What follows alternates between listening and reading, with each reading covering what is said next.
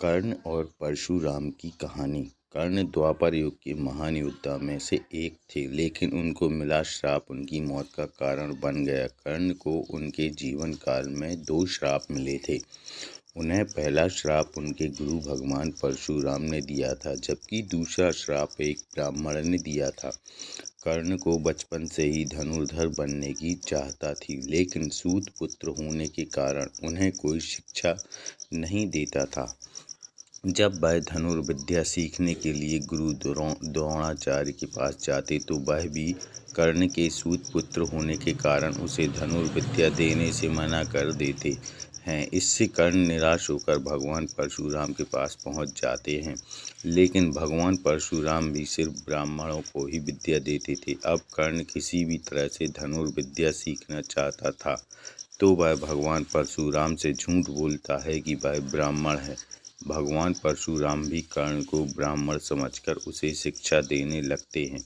जब कर्ण की शिक्षा खत्म होने वाली होती है, तब एक दिन उनके गुरु भगवान परशुराम दोपहर के समय कर्ण की जंघा पर सिर रखकर आराम कर रहे होते हैं। थोड़े समय बाद वहाँ एक बिच्छू आता है, जो कर्ण के जंघा पर काट देता है। अब कर्ण सोचता है कि अगर वह हिला या बिच्छू को हटाने की कोशिश की तो गुरु परशुराम की नींद टूट जाएगी, इसलिए वह बिच्छू को हटाने की बजाय उसे डंक मारने देता है। कर्ण काफ़ी समय तक बिच्छू के डंक से होने वाले दर्द को सहता रहता है। फिर जब कुछ समय बाद गुरु परशुराम नींद से उठते हैं, तो वह देखते हैं कि कर्ण की जांघ से खून बह रहा है।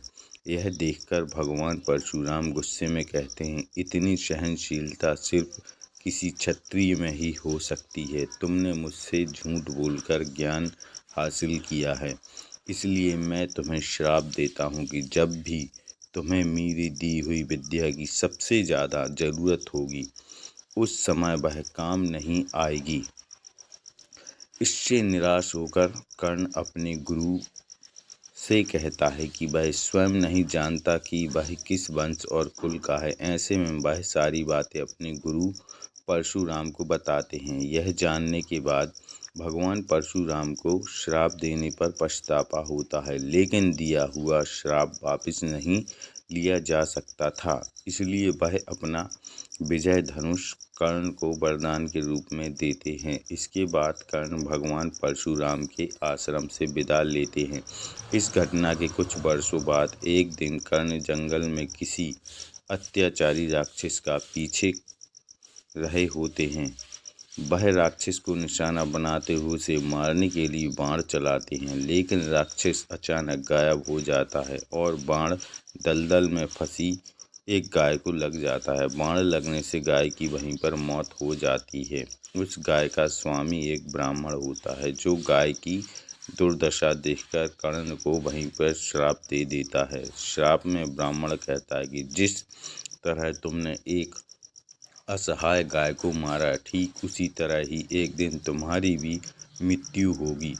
आगे चलकर इन दोनों श्राप का प्रभाव महाभारत के युद्ध में नजर आया। युद्ध के दौरान कर्ण के रथ का पहिया दलदल में फंस जाता है। जब कर्ण उसे निकालने के लिए रथ से उतरता है, तभी अर्जुन बाण चला देता है, जिससे कर्ण की मृत्यु हो जाती है। दोस्तों, अगर कहानी पसंद आए तो लाइक और शेयर कीजिए।